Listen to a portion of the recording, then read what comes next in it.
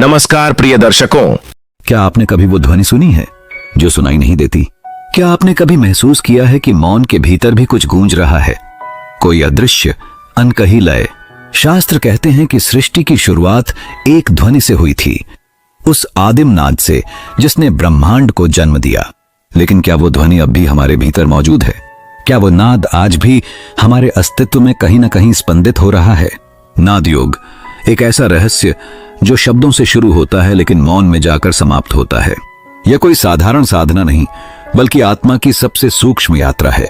यहां साधक बाहरी ध्वनियों से धीरे धीरे भीतर उतरता है, उस मौन तक जहां मैं और ब्रह्म का भेद मिट जाता है। यह वही पथ है जिसे प्राचीन ऋषियों ने अनुभव किया, जिसे उन्होंने कभी शब्दों में नहीं बांधा, बल्कि उसे साधना और मौन के माध्यम से जिया।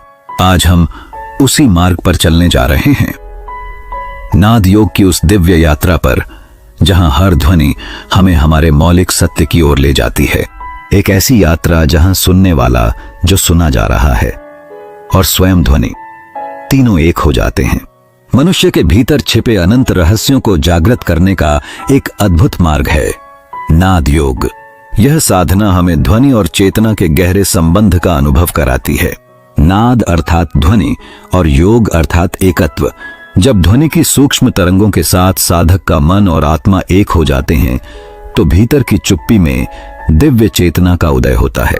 नाद योग कोई साधारण ध्यान विधि नहीं है, बल्कि यह आत्मा की गहन यात्रा है, जो अदृश्य ध्वनियों के माध्यम से साधक को उसकी मौलिक चेतना से जोड़ती है।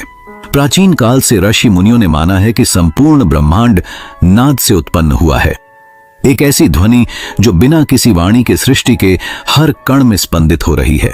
इसी गूढ़ रहस्य के कारण इसे ध्वनि साधना कहा जाता है, क्योंकि यहां साधक बाहरी शब्दों से नहीं, बल्कि भीतर गूंजती अनाहत ध्वनि से जुड़कर आत्मज्ञान प्राप्त करता है। नाद योग एक ऐसा मार्ग है जो ध्वनि की अदृश्य सीढ़ियों पर चढ़ते हुए साधक को परम सत्य तक ले जाता है। नाद एक छोटा सा शब्द, लेकिन अपने भीतर अनंत रहस्यों को समेटे हुए है। शाब्दिक रूप में नाद का अर्थ है ध्वनि या कंपन, परंतु यह ध्वनि केवल कानों से सुनी जाने वाली आवाज नहीं है। यह वह मूल कंपन है जिससे संपूर्ण सृष्टि की रचना हुई। ऋषियों ने अनुभव किया कि ब्रह्मांड की उत्पत्ति एक आदिम ध्वनि से हुई थी। वह ध्वनि है एयूएम। एयूएम न केवल एक मंत्र है, बल्कि यह उस अनाहत नाद का प्रतीक है जो निरंतर हर जीवित और निर्जीव कण में गूंज रहा है। इस गूढ़ विज्ञान में नाद को दो भागों में समझाया गया है, स्थूल नाद और सूक्ष्म नाद। स्थूल नाद वह है जिसे हम अपने कानों से सुनते हैं, जैसे वाद्य यंत्रों की ध्वनि, प्रकृति की आवाजें या किसी व्यक्ति की वाणी। लेकिन सूक्ष्म नाद वह अदृश्य ध्वनि है जो साधना के गहन क्षणों में भीतर अनुभव होती है। एक ऐसी ध्वनि जो सुनाई नहीं देती, परंतु पूरी चेतना को स्पंदित कर देती है। नाद योग इसी सूक्ष्म ध्वनि की साधना है जो साधक को बाहरी दुनिया के शोर से निकालकर भीतर के गहन मौन की यात्रा पर ले जाती है, जहां आत्मा और ब्रह्मांड एक ही संगीत में लयबद्ध हो जाते हैं। जब हम नाद योग के इतिहास की ओर दृष्टि डालते हैं, तो पाते हैं कि इसकी जड़ें उतनी ही गहरी हैं जितनी कि स्वयं भारतीय अध्यात्म की। प्राचीन काल में जब मानव सभ्यता अभी अपने प्रारंभिक चरण में थी, तभी से ध्वनि को एक दिव्य शक्ति के रूप में देखा गया।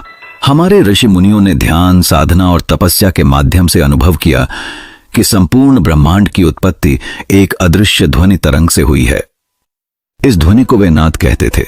यही नाद संपूर्ण सृष्टि में विद्यमान है और प्रत्येक जीव के भीतर भी कंपन के रूप में अनवरत चलता रहता है। इसीलिए वेदों में, उपनिषदों में और तंत्र ग्रंथों में नाद का विशेष उल्लेख किया गया है। वेदों में कहा गया है, नाद ब्रह्म, अर्थात नाद ही ब्रह्म का स्वरूप है। ऋषियों ने एयूएम ध्वनि को उस मूल नाद का साकार प्रतीक माना जिससे सृष्टि की रचना हुई। यही कारण है कि वेद पाठ, यज्ञ और अन्य अनुष्ठानों में मंत्रोच्चारण का अत्यधिक महत्व है, क्योंकि वे ध्वनि के माध्यम से चेतना को ऊर्जित करते हैं। तंत्र शास्त्रों में नाद को एक रहस्यमयी ऊर्जा के रूप में देखा गया, जो साधक को जागृति की उच्च अवस्थाओं तक ले जा सकती है। तंत्र साधक नाद के माध्यम से शरीर के सूक्ष्म केंद्रों, चक्रों को जागृत करते थे, जिससे आत्मा का विकास होता था। योग ग्रंथों जैसे हठ योग प्रदीपिका और गेरंड संहिता में भी नाद साधना का विशिष्ट स्थान है। इनमें बताया गया है कि जब साधक ध्यान की गहन अवस्था में प्रवेश करता है तो वह क्रमशः आंतरिक ध्वनियों को सुनने लगता है। पहले झंकार, फिर घंटानाद, फिर मृदंगत ध्वनि और अंततः एक अनहद नाद जो अनंत है, असीम है। इतिहास के पन्नों में अनेक महान योगियों के जीवन में भी नाद साधना के प्रमाण मिलते हैं। गोरखनाथ जैसे अद्भुत योगी ने नाद साधना के रहस्यों को जानकर चेतना के उच्चतम स्तरों तक पहुंचने का मार्ग दिखाया। उनके अनुयायी आज भी नादानुसंधान को साधना का प्रधान अंग मानते हैं। कबीरदास, जो शब्दों के फकीर थे, अपनी वाणी में बार बार नाद का उल्लेख करते हैं। वे कहते हैं, जहां नाद बिन शब्द है, जहां शब्द बिन नाद। कबीरा वहां पहुंच गया जहां सहज संवाद। कबीर ने अनुभव किया कि जब मन, वाणी और इंद्रियां मौन हो जाती हैं, तब भीतर एक दिव्य ध्वनि गूंजती है जो आत्मा को परमात्मा से जोड़ देती है। गुरु नानक देव, सिख धर्म के प्रथम गुरु, ने भी अपने शब्द कीर्तन और नाम सुमिरन के माध्यम से नाद को साधना का मुख्य आधार बनाया। श्री गुरु ग्रंथ साहिब में नाद, शब्द और ध्वनि को ईश्वर तक पहुंचने के माध्यम के रूप में बार बार प्रस्तुत किया गया है। गुरु नानक का मानना था कि जो साधक अंतर्नाद को सुनना सीख जाता है, वह सभी भौतिक बंधनों से मुक्त होकर प्रभु के सच्चे स्वरूप का साक्षात्कार कर सकता है। इस प्रकार हम देखते हैं कि नाद योग केवल एक साधना पद्धति नहीं रही, बल्कि भारतीय आध्यात्मिक परंपरा का प्राण बन गया। यह वह मार्ग है जो ध्वनि के अदृश्य सेतु पर चढ़ते हुए साधक को ईश्वर से परमात्मा तक पहुंचा देता है। आज भी जब कोई साधक नाद योग के मार्ग पर चलता है तो वह हजारों वर्षों की तपस्या, श्रद्धा और अनुभव की परंपरा का वाहक बनता है। एक ऐसा साधक जो ध्वनि की अनसुनी गहराइयों में उतरकर मोक्ष की ओर बढ़ता है। कल्पना कीजिए, आप एक शांत कक्ष में बैठे हैं, बाहर की सारी आवाजें धीमे धीमे गुम हो रही हैं। अब जो बचा है वह है शुद्ध मौन। लेकिन क्या मौन भी सुनाई देता है? यही प्रश्न हमें नाद योग की अद्भुत यात्रा पर ले चलता है। नाद योग की एक प्राचीन और गूढ़ शाखा है, जिसमें साधक बाहरी ध्वनियों के सहारे धीरे धीरे अपनी चेतना को भीतर की सूक्ष्म ध्वनियों की ओर मोड़ता है। इस यात्रा की शुरुआत बाह्य ध्वनियों से होती है। पत्तों की सरसराहट, नदी की कलकल, हवा की सरगम या एक मृदुल वाद्य की धुन। साधक अपने ध्यान को इन आवाजों पर केंद्रित करता है, बिना उन्हें परखने या विश्लेषण करने की कोशिश किए। धीरे धीरे बाह्य ध्वनियों के साथ जुड़ी हुई मन की हलचल शांत होने लगती है। यहां से एक अद्भुत परिवर्तन शुरू होता है। साधक बाहरी संसार से भीतर की ओर यात्रा करने लगता है। बाह्य ध्वनि अब केवल एक सेतु बन जाती है, भीतर की सूक्ष्म दिव्य ध्वनियों तक पहुंचने का माध्यम। ये सूक्ष्म ध्वनियां कोई साधारण ध्वनियां नहीं होती, ये आत्मा की गुप्त धड़कनें हैं, ब्रह्मांडीय कंपन का अनुभव है। जैसे जैसे साधक भीतर उतरता है, ध्वनि का स्रोत बाहर से भीतर खिसकता हुआ प्रतीत होता है, और यही है नाद योग की पहली अनुभूति। एक समय आता है जब साधक को एहसास होता है कि असली संगीत, असली नाद कहीं बाहर नहीं, बल्कि स्वयं उसके भीतर गूंज रहा है। लेकिन इस सूक्ष्म ध्वनि को सुनना साधारण नहीं है। यह ध्यान, धैर्य और पूर्ण समर्पण की मांग करता है। ध्यान की अवस्था में साधक अपनी इंद्रियों को धीरे धीरे शांत करता है। नेत्रों को बंद कर, श्वास को सहज और लयबद्ध बनाकर वह अपनी संपूर्ण चेतना को सुनने की क्रिया में लगाता है। यह सुनना भौतिक कानों से नहीं होता, यह भीतर की श्रवण इंद्रिय से होता है, जिसे अंतःश्रुति कहा जाता है। प्रारंभ में साधक को कभी कभी मंद मंद घंटियों की आवाज या कहीं दूर बजते शंख की ध्वनि सुनाई दे सकती है। कभी भीतर से झरने की कलकल, कभी मधुर वीणा के तारों जैसी कंपन। ये सब नाद के विभिन्न रूप हैं। यह भी संभव है कि साधक को एक एकल ध्वनि, जैसे AUM की प्रतिध्वनि, लगातार सुनाई देने लगे। लेकिन साधना यही नहीं रुकती। धीरे धीरे साधक इन सूक्ष्म ध्वनियों के बीच अंतर पहचानने लगता है। कुछ ध्वनियां साधक को उच्च चेतना की ओर ले जाती हैं, जबकि कुछ केवल मन की विकृतियां हो सकती हैं। सच्चा साधक उन ध्वनियों का अनुसरण करता है जो उसे भीतर की ओर खींचती हैं, जहां न ध्वनि है न शब्द, बस मौन की अनंत गहराई है। अब प्रश्न उठता है, कैसे सुनी जाए यह आंतरिक नाद? कौन सी विधि अपनाई जाए ताकि साधक इस अदृश्य ध्वनि तरंग के साथ एकाकार हो सके? सबसे पहले साधक को एक शांत स्थान चुनना चाहिए, जहां बाहरी विघ्न न्यूनतम हो। आसन स्थिर और सहज होना चाहिए। पद्मासन, सिद्धासन या सुखासन में बैठकर पीठ सीधी, आंखें बंद और ध्यान श्वास पर टिकाया जाता है। धीरे धीरे साधक अपने मन को विचारों के जाल से मुक्त करने का प्रयास करता है। इसके बाद साधक भीतर उठती किसी भी ध्वनि पर अपना ध्यान केंद्रित करता है। शुरुआत में यह एक बहुत महीन कंपन हो सकती है, जिसे पहचानने में समय लग सकता है, लेकिन जैसे जैसे साधना गहरी होती है, ध्वनि अधिक स्पष्ट, मधुर और आकर्षक बनती जाती है। अंततः साधक एक ऐसी अवस्था में पहुंचता है जिसे नादानुसंधान कहा जाता है। यह वह क्षण होता है जब साधक और नाद के बीच कोई भेद नहीं रह जाता। साधक स्वयं नाद बन जाता है। यह अवस्था इतनी आनंदपूर्ण होती है कि साधक समय और स्थान की सीमा भूल जाता है। वह चेतना के उस स्तर पर पहुंचता है जिसे योग शास्त्रों में तुरी अवस्था कहा गया है, जहां केवल शुद्ध अस्तित्व बचता है। नाद योग केवल एक साधना नहीं है, यह आत्मा की सबसे गुप्त पुकार को सुनने का विज्ञान है। यह ब्रह्मांडीय संगीत के साथ एकाकार होने की यात्रा है। यह वह मार्ग है जहां सुनने वाला, सुनाई देने वाला और स्वयं ध्वनि तीनों एक हो जाते हैं, जहां अंततः साधक को ज्ञात होता है कि वह स्वयं ही वह नाद है, सनातन, शाश्वत और अनंत। नाद योग की साधना में ध्वनि के 4 प्रमुख स्तर माने गए हैं, जो साधक को धीरे धीरे बाहरी ध्वनि से आंतरिक मौन तक ले जाते हैं। पहला स्तर है वैखरी, जिसमें ध्वनि स्पष्ट रूप से उच्चारित होती है। जब हम बोलते हैं, मंत्र जपते हैं या कोई शब्द ध्वनि के रूप में बाहर निकलता है, तो वह वैखरी नाद कहलाता है। यह ध्वनि स्थूल होती है, जिसे कानों से सुना जा सकता है। साधक सबसे पहले वैखरी के माध्यम से अपने चित्त को एकाग्र करना सीखता है। इसके बाद आता है दूसरा स्तर, जिसे मध्यमा कहते हैं। मध्यमा ध्वनि वह है जो अभी बाहर व्यक्त नहीं हुई है, बल्कि मन के भीतर गूंज रही है। यह मानसिक ध्वनि है, जैसे हम अपने मन में मंत्रों का उच्चारण करते हैं, लेकिन कोई बाहरी ध्वनि उत्पन्न नहीं होती।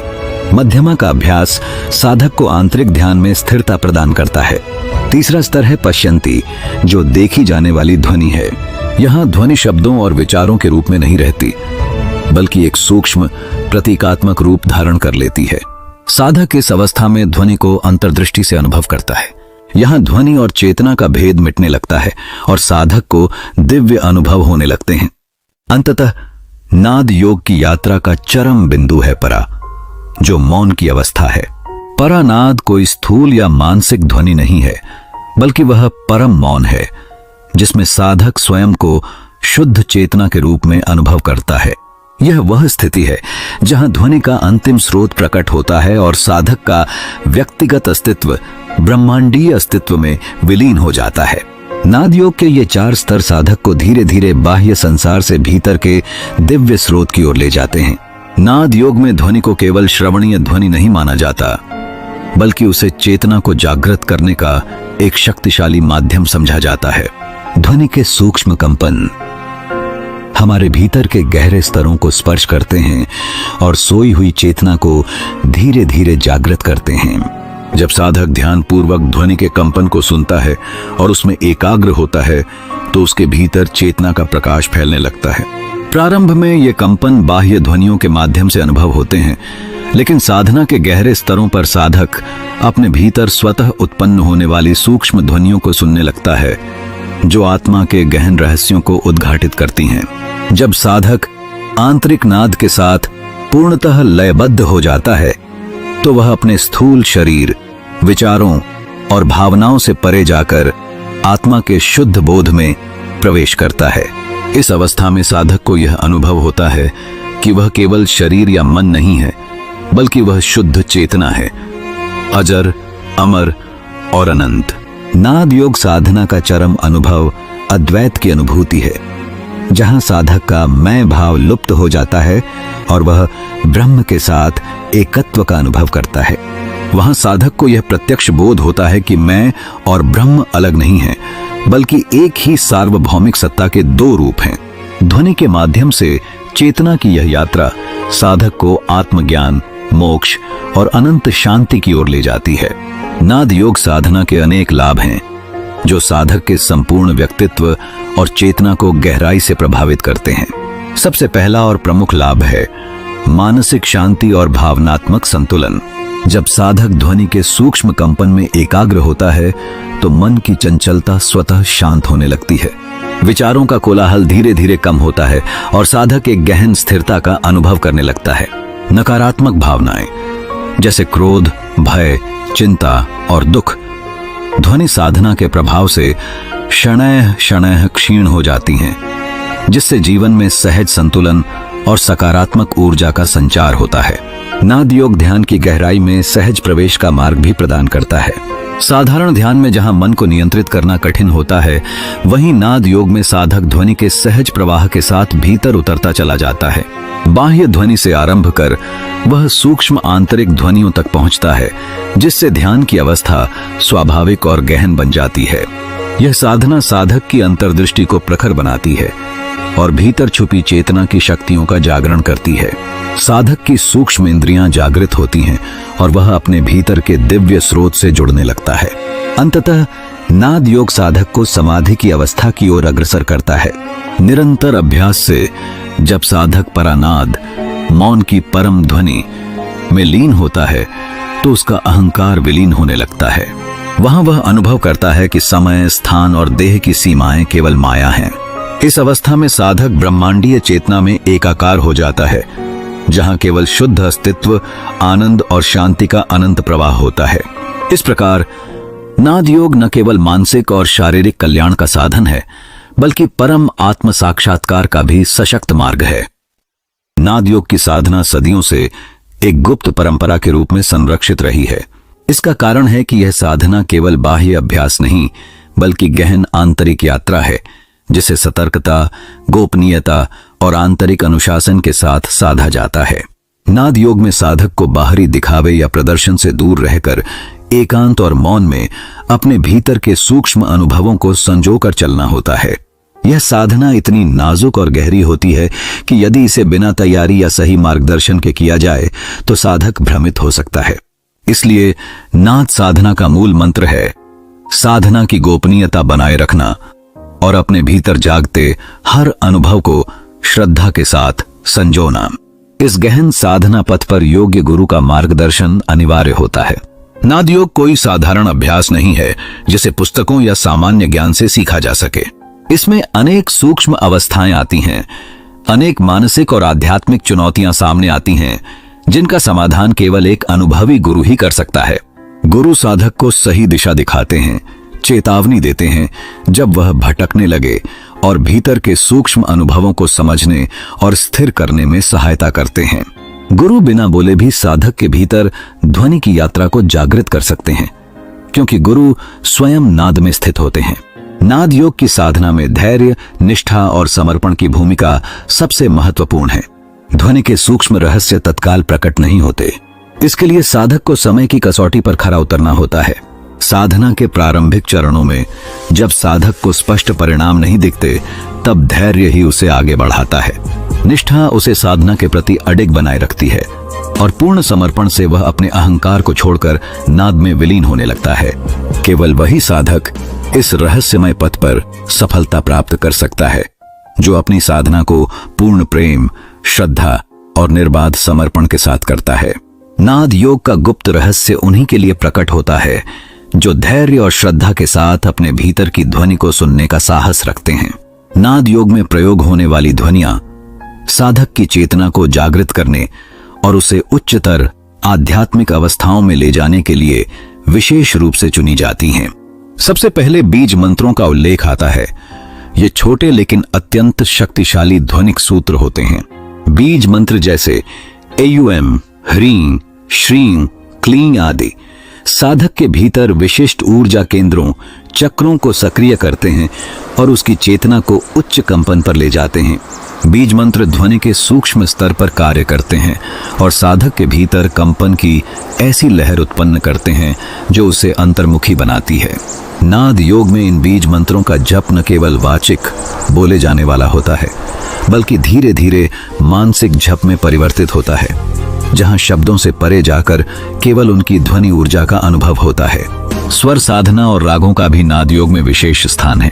भारतीय शास्त्रीय संगीत के स्वर और राग केवल मनोरंजन के साधन नहीं बल्कि साधना के माध्यम हैं। प्राचीन ऋषियों ने पाया कि प्रत्येक स्वर और प्रत्येक राग विशिष्ट भावनाओं और मानसिक अवस्थाओं को जागृत करते हैं। उदाहरण के लिए भैरव राग भय और विनय की भावना को जगाता है, जबकि यमन राग गहन प्रेम और शांति का आह्वान करता है।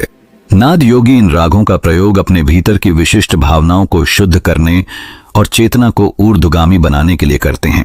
स्वर साधना के माध्यम से साधक अपने भीतर ध्वनि की सूक्ष्म यात्रा आरंभ करता है और धीरे धीरे आंतरिक नाद की ओर बढ़ता है।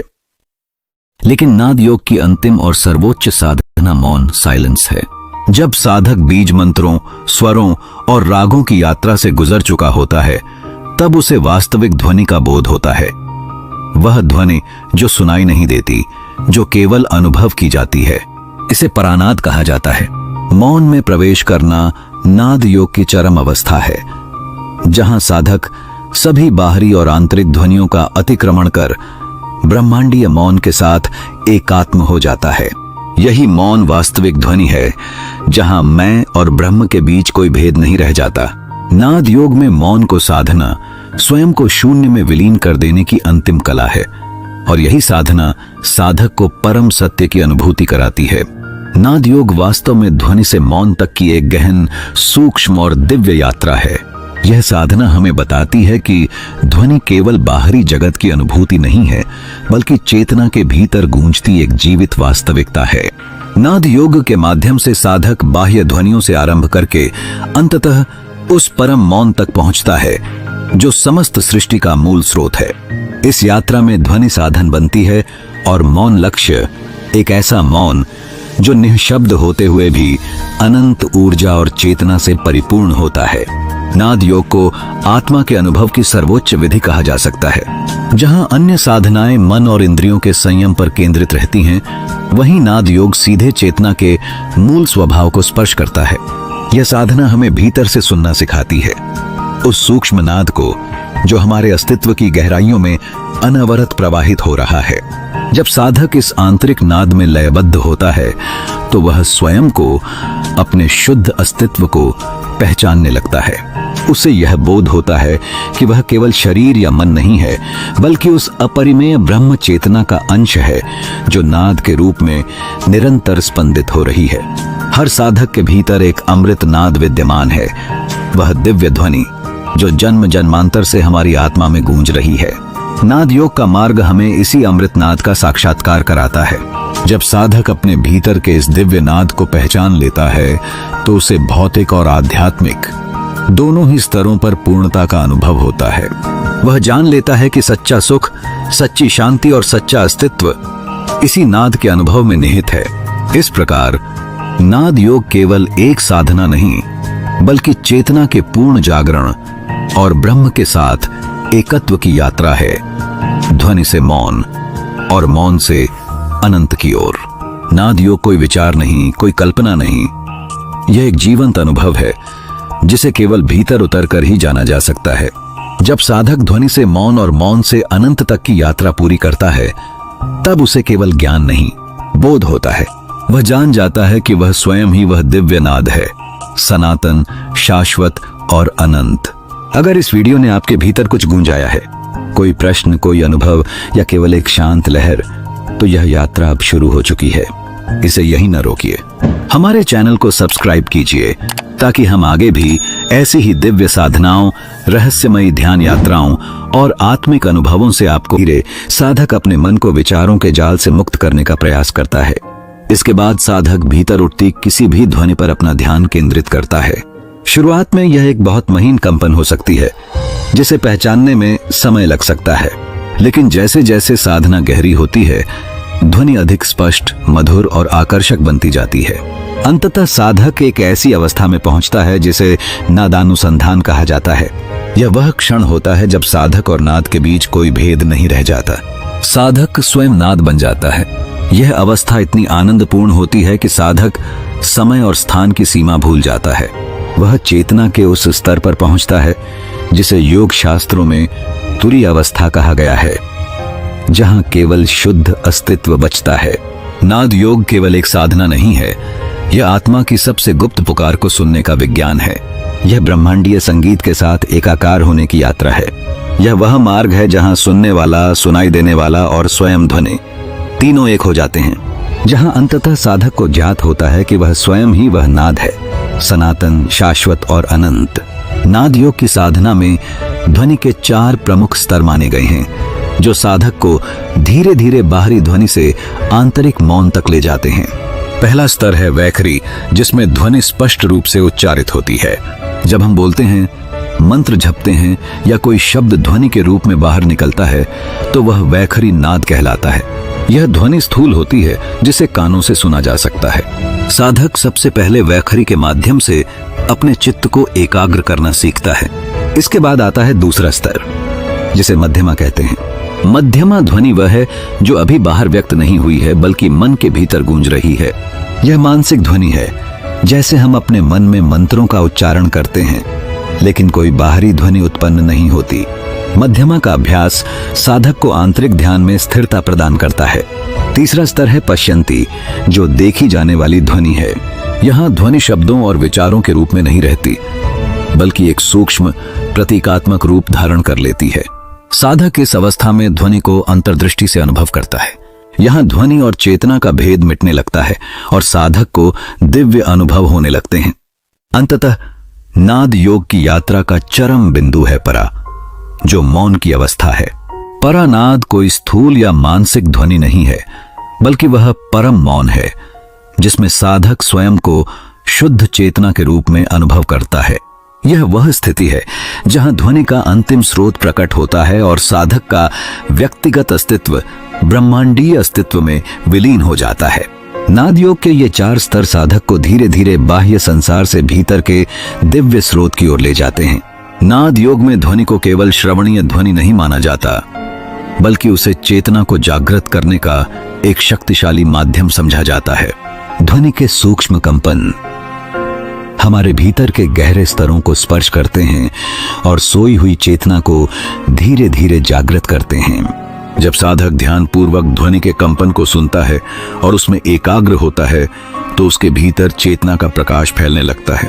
प्रारंभ में ये कंपन बाह्य ध्वनियों के माध्यम से अनुभव होते हैं, लेकिन साधना के गहरे स्तरों पर साधक अपने भीतर स्वतः उत्पन्न होने वाली सूक्ष्म ध्वनियों को सुनने लगता है, जो आत्मा के गहन रहस्यों को उद्घाटित करती हैं। जब साधक आंतरिक नाद के साथ पूर्णतः लयबद्ध हो जाता है, तो वह अपने स्थूल शरीर, विचारों और भावनाओं से परे जाकर आत्मा के शुद्ध बोध में प्रवेश करता है। इस अवस्था में साधक को यह अनुभव होता है कि वह केवल शरीर या मन नहीं है, बल्कि वह शुद्ध चेतना है, अजर, अमर और अनंत। नाद योग साधना का चरम अनुभव अद्वैत की अनुभूति है, जहां साधक का मैं भाव लुप्त हो जाता है और वह ब्रह्म के साथ एकत्व का अनुभव करता है। वहां साधक को यह प्रत्यक्ष बोध होता है कि मैं और ब्रह्म अलग नहीं हैं, बल्कि एक ही सार्वभौमिक सत्ता के 2 रूप हैं। ध्वनि के माध्यम से चेतना की यह यात्रा साधक को आत्मज्ञान, मोक्ष और अनंत शांति की ओर ले जाती है। नाद योग साधना के अनेक लाभ हैं, जो साधक के संपूर्ण व्यक्तित्व और चेतना को गहराई से प्रभावित करते हैं। सबसे पहला और प्रमुख लाभ है मानसिक शांति और भावनात्मक संतुलन। जब साधक ध्वनि के सूक्ष्म कंपन में एकाग्र होता है, तो मन की चंचलता स्वतः शांत होने लगती है। विचारों का कोलाहल धीरे धीरे कम होता है और